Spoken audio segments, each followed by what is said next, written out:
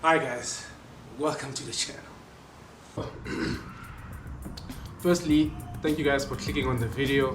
This is our very first video and I'm going to be showing you guys our very first project, and yeah, I hope you guys will be able to stick with us a little longer and I'll try and keep the content coming. So for our very first project, guys, we have a 2020 KTM Superduke 1290 R. I said that wrong, eh? It is a KTM 1290 Superduke R. This is the 2020 model, and got this off of an auction, and the bike is red. Now, when you see the bike, I know you might ask yourself the question, but there's nothing wrong with this bike, and you'd be right. But in reality, though, there's quite a bit. So, as you can see, the bike is still on both of its wheels. Fairings still look somewhat intact, and the bike does start and run, but it has a couple of issues with the clutch and brake system that I'd like to sort out first before I could officially take this out on a test ride. But yeah, we're gonna sort those out possibly the next episode, and then we're gonna take this thing for a rip officially. So in today's video, I'm going to be taking you through the bike, what's damaged on the bike, what needs to be repaired on the bike, and I'm going to be doing a startup for you guys. So with that being said, let's get into it.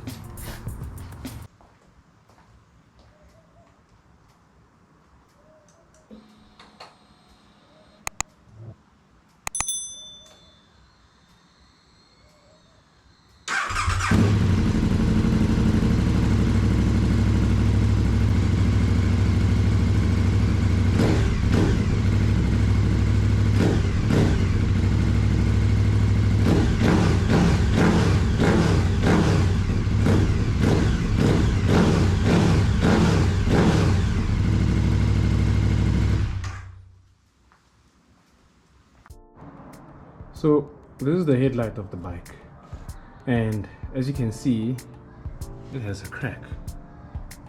This front shield has been cracked on the one side, and on the back here, the whole chunk of it is missing. Unfortunately, the headlight is sold as one piece, so full replacement of this guy is going to be required in order to fix this. Hoping that I could get a donor headlight that I could possibly pull the shield off of. I don't know, we'll see. So while still here in the front, this steering damper is no longer connected to the frame here. It is broken off, so we need to find a way of reattaching the steering damper onto the frame again. This fairing here has a couple of scratches right here on this aftermarket winglet. This aftermarket winglet also looks to be cracked over there, or separating. We also have a big hole right here in the very same fairing from the slide. I think this bike was in a low side, and it slid on this left hand side of the bike here. So a lot of the damage that we're going to be seeing on this bike is going to be to this left hand side of the bike. Moving on, we have the clutch lever here, which also has been ground down a bit. That, as well as this lever guard here where it mounts onto the handlebars, this also has been ground down a little bit over there. The tank also has a big dent here on it. That also seems to have scratched this little tank piece over here. It has a little bit of some scratches over there. And coming back onto the handlebars, we have a bit of damage here. This combination switch, the switch here for the dash indicators, hooter or horn, has been damaged. Where the mirror usually mounts over here has been ground down as well. That is actually an individual component and can be replaced on its own.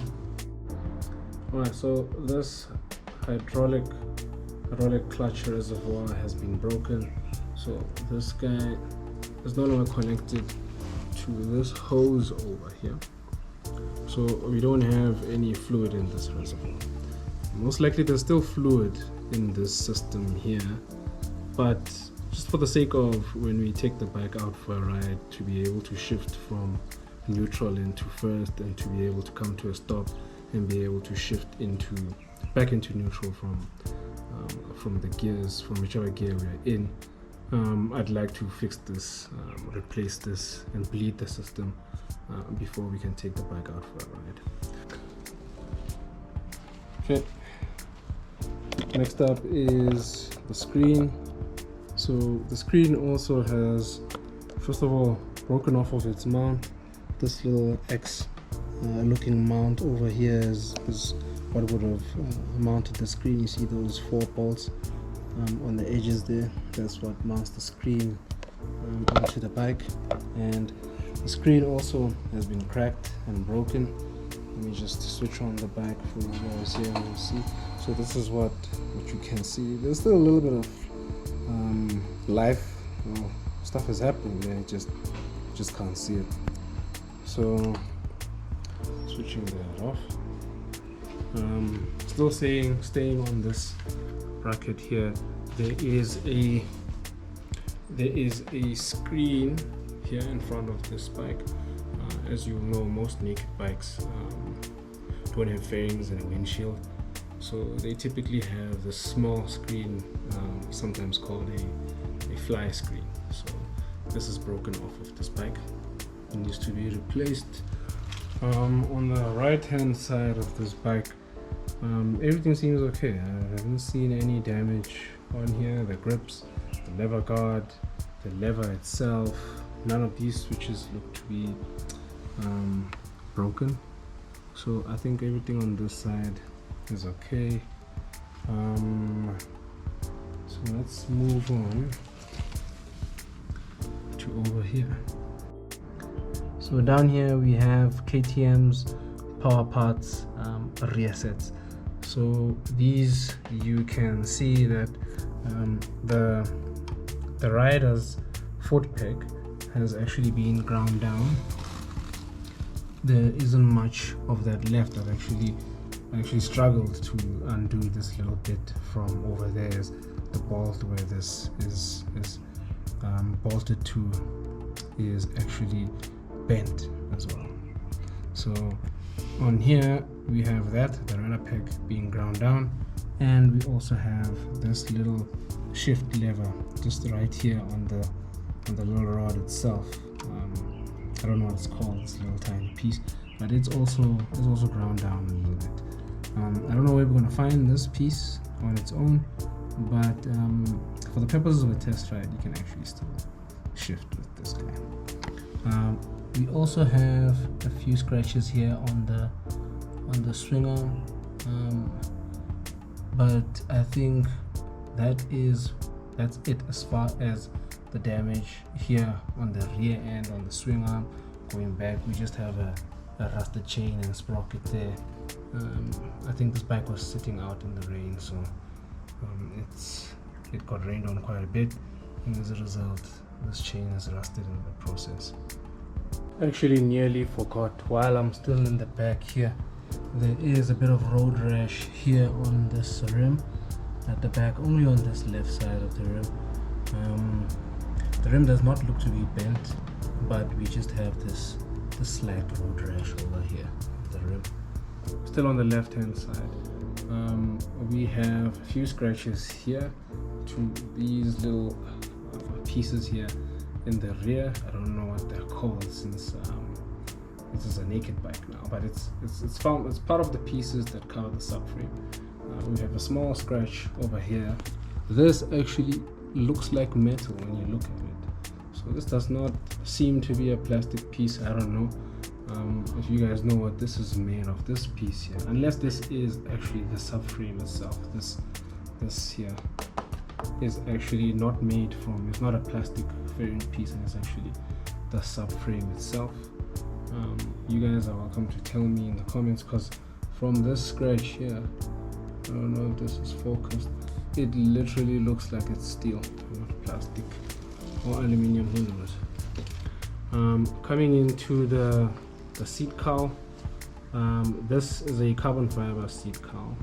I think it's also a power parts accessory, and it has also been damaged, so it has a few scratches here and sadly will need to be replaced. So also here under the seat cowl, it looks like when this was sliding, it actually broke off this piece here, this little piece of the undertail here, as well as the tail light.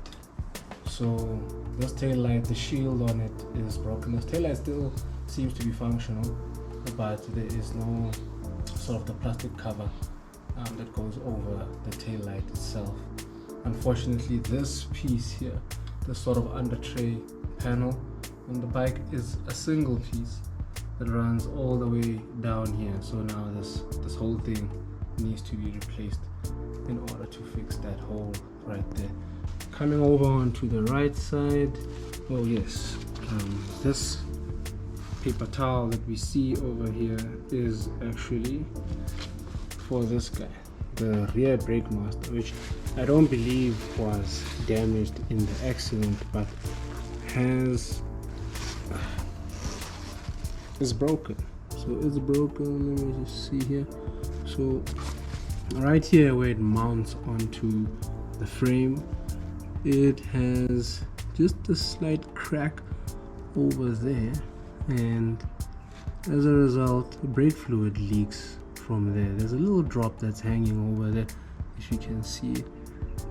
So this is leaking, and that's the reason why I actually have this paper towel over here to catch any of that brake fluid. So moving along on this side, again the power parts, rear sets. On this side, not much damage, as like I said, most of the damage on this bike is on the left hand side, which I think is from a slide. You will see that we have the power parts, rear sets, but looking at this one and what I've seen on the pictures online for these parts, this does not look like the peg from the KTM power parts rear sets. Actually, this looks like an aftermarket peg.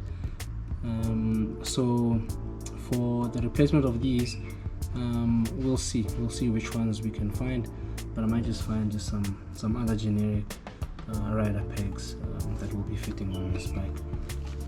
This is not damaged, but the bike does have a SC Project slip-on it. It still has the full system from the factory with the cat and everything, but it has this slip-on here.